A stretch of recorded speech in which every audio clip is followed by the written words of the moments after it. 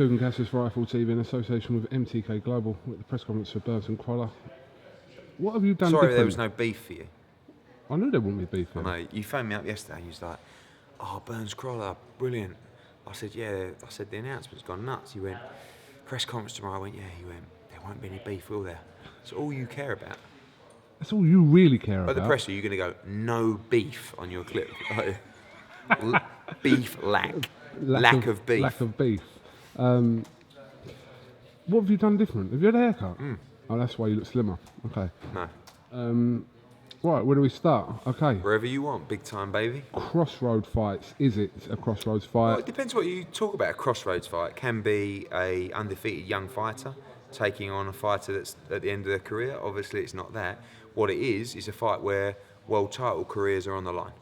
So you've got two of the greatest ambassadors of British boxing in Ricky Burns and Anthony Crolla. Ricky Burns had 13 world title fights. Look at the resume. Paulus Moses, Katsidas, Kevin Mitchell, Terence Crawford, Ndongo, Beltran, Zlati Karnin. Unbelievable. Crolla, Linares twice, Perez twice, Barroso, John Murray, Derry Matthews, Gavin Rees. Two of the greatest ambassadors of the sport. And I know that you love all this swearing and bad language and your mum's this and your mum is that. But what you have here is when you're selling boxing to the corporate world to try and explain what boxing is and the kind of people that are in boxing, this is the perfect showcase. And I believe we're going to sell out the MEN Arena. We'll have this conversation when Hay rematches Bellew. When you love it. You want do love it, the but, tables, but the near punches. I don't want that all the time. No. No, I'm joking. But, no, but this people want a bit. But you know what you're going to get with Crolla. I mean, who's that? Frank Smith. Okay. Okay, so let's do a four-way situation. Do me what happens if? Happens if Ricky wins, Ricky loses, Anthony wins, Anthony loses. If Ricky Burns loses, I believe he'll retire. If Ricky Burns wins, I believe he'll go and fight for a world title. If Anthony Crolla loses, he's a slightly bit younger than Ricky. You know, I think he'll still be fighting. If he wins, he goes and chooses which world title champion he wants to be. It's very difficult. You know, he boxed Jorge Linares twice. Who's the other champions? Mikey Garcia. Robert Easter, two very good champs. Terry Flanagan, be open to that fight, but he's got a fight for Deja. It's not just about world title fights, it's just about being in big fights. Fights that people remember, fights that are going to put bums on seats in your arena. What's happened to Anthony Crolla's phenomenal. You know, where he's come back from, even after the prize fighter defeat. I've seen Kieran Farrell here today. You know, they had a ding-dong. That was a career-defining fight for the English title. Look what Crolla's been on done. Made a fortune. You know, been involved in some huge fights, and that is rewarding. That, you know, I want him to close out his career trying to win another world title and making as much money as he can to enjoy his life after boxing. What about the suggestion that both these fighters are huge overachievers in boxing? Yeah, I believe they're overachievers. I mean, Ricky Burns they haven't come from. They have. Well, he doesn't think he's an overachiever. Well, he believes that his hard work has got him where he is. No, that is, of course. Yeah. But I'm talking about in terms of natural talent, in terms of coming through the amateur ranks, like a 3-weight world champion and a guy who's won world titles and been in unification fights. You would generally think these are guys with fantastic amateur pedigree. And I know, you know, Crolla was a good amateur, but I'm talking about world championship medals, European championship golds, Olympic medals. So in terms of when they started out, did anyone think they would have achieved what they've done? The answer would have been no. So therefore, I do think they've overachieved. They've actually improved a lot as fighters, but what they have got is bundles of arsehole, bundles of heart, and bundles of desire. And that is why when these two men meet at Manchester Arena on October 7th, you are going to get one great all-British fight. We're talking about England versus Scotland. We're talking about Glasgow versus Manchester. We're talking about thousands of Scots in the arena creating an atmosphere that is going to be electric. These are the nights that we thrive for. I can't imagine you ever saying bundles of arsehole on Sky. Just can't picture Probably it. not. Probably not. But that's why you love That's this. why people like this. Because you're yourself. I think, right, maybe I think I'm becoming a little bit more popular. Because you said it to me the other day. You said, you know, your videos are getting like more likes. It's making me feel amazing. So even if it's not true, just like, you know, Yeah, it's all what you're talking about. I'm going to try and turn these boos around into cheers. Can you imagine if I did that? I'd be so happy. Next Wembley fight, that's what you should work for. So when you come on there, go, let's bring in the promoter, Mr. Eddie Hearn. You should see my face. I'd be like, what's that guy in the guy at the O2? Me? Yeah. Let's just quickly run through the undercard. Obviously, Robbie Barrett defending his British title against Lewis Ritson. Really yeah. good fight. Sam Eggington, going to be chief support, defending his European title against his mandatory Mohamed Mamoun from France. He beat Serafino Rodriguez, who Sam just fought. You've got Joshua Boazzi, his first time boxing in Manchester, his third fight, going to be at the arena. Josh Pretty Boy Kelly. I think, you know, one of the hottest PBK. prospects in world boxing right now. He's on the card. You've got Sam Hyde, you've got Marcus Morrison. It looks like Scotty Cardle's on the card. You've got Joe Ham, you've got Commonwealth gold medalist Charlie Flynn on the card as well, bringing those jocks down. And a couple of other championship fights as well. The big bad Rhino. Looks like Davey Allen's on this card as well. Well tight. Trying to get him a rematch with Lemroy Thomas. So that'll either drop on here or another big card coming up. So really good card. Great main fight. And I'm excited. Just stick that as a fight on Joshua Pulev. That is actually something I'm looking at. Okay, either way. Right, in other news. Anthony Yarde has pulled out of the fight with Jose Burton. Does nobody listen to me? How have you let these people convince you that that is a good idea? My purse bid was sitting in Cardiff at the British Boxing Board of Control office. I mean, are you mad? You have just pulled out fighting Jose Burton to fight someone worse on September 16th for about a fifth of the money. Who makes your business decisions?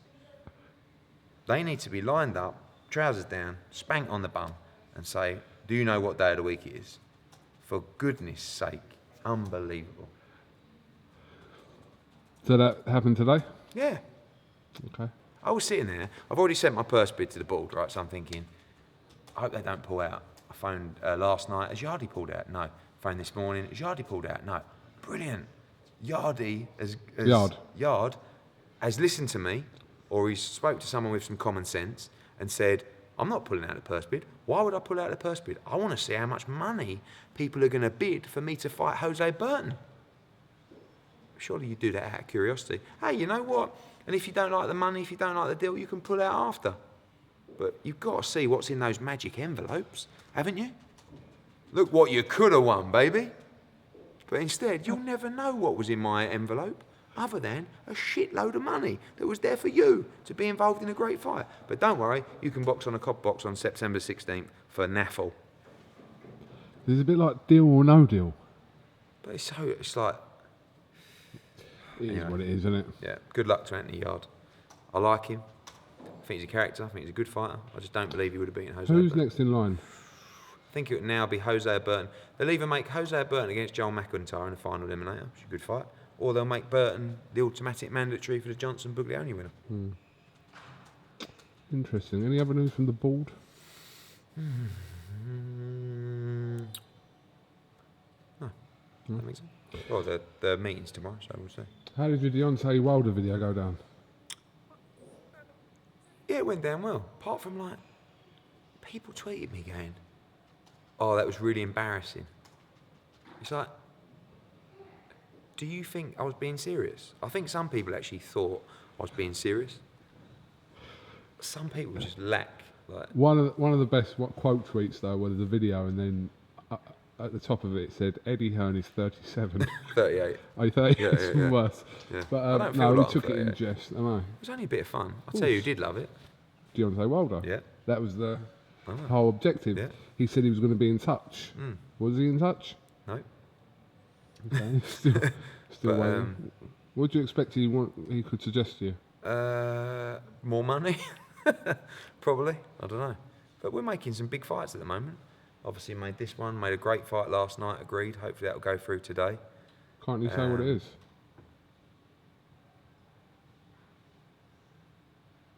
This will go out tonight, around 7. Yeah, we agreed. Oh, I'll tell you what. You talk about it from now. I think it's out on Sky anyway, so I'll just tell you. We agreed terms last night for Nathan Cleverly to defend his world title against Badou Jack. Done. On the Mayweather undercard. Great the only issue we have to overcome is we're just boxing off with Bivol, who is the mandatory in the WBA, to make sure that the belt can be on the line. So the deal is done, and now we have to make sure that the fight can take place for the WBA world title.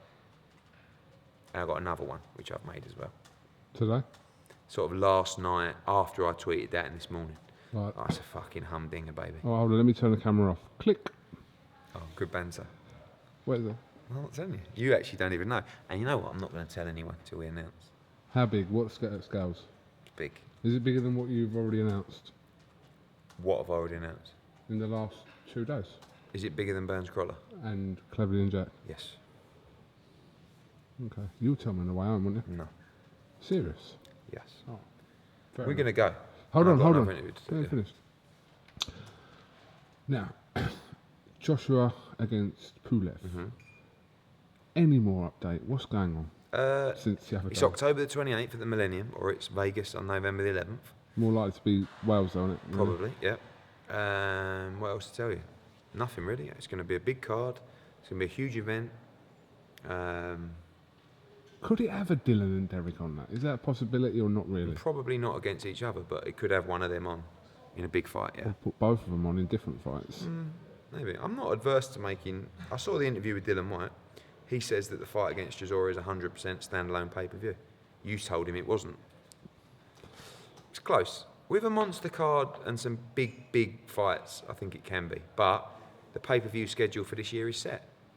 You know, you've got Conor McGregor against Floyd Mayweather, you've got Joshua, and you've got Bellew. That's the 3 pay-per-views. So there's not room... Whether we can make Chisora White in February or something like that, possibly.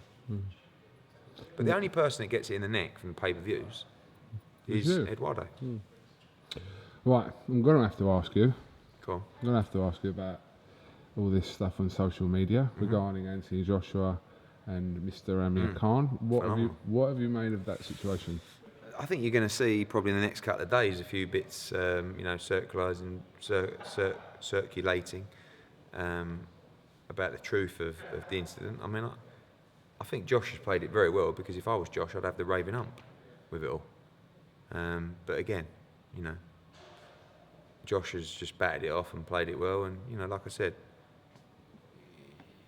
you know, you'll probably see a few statements come out in the next couple of days. I'm assuming you've spoken to Anthony Joshua. Yeah. And did you do it? Did you ask him that? Yeah, it's all rubbish, mate. But again, you know, I'm not going to comment on that. It's sure there'll be some statements made in the future. Do you know when you saw the tweets from Amir Khan, did part of you think... I thought it'd been hacked. Yeah, I just thought it'd just been been put the hacked. video out to say it was him. Yeah, no, it wasn't. Look, you know, you don't, in my opinion, you don't put stuff like that on social media when you're talking about the mother of your child. But again, I can't talk about his situation or what he's feeling, and he's obviously done it for a reason. So I hope that he finds happiness and his situation sorted for the benefit of his children. You know. Okay. You're going to get me into trouble in this. No, I'm just asking. You haven't really said anything. You've just said, you know. No. But, okay. Have you got anything else you'd like to add? No, let's go back to Essex. You sure you've got nothing else to add? No. You don't want to do any more? Burns Crolla goes on sale Thursday on Fight Pass, Friday at the arena. Let's fill this great Manchester arena up, and let's create an atmosphere that will be remembered for a long time. Over and out. Thank you very much.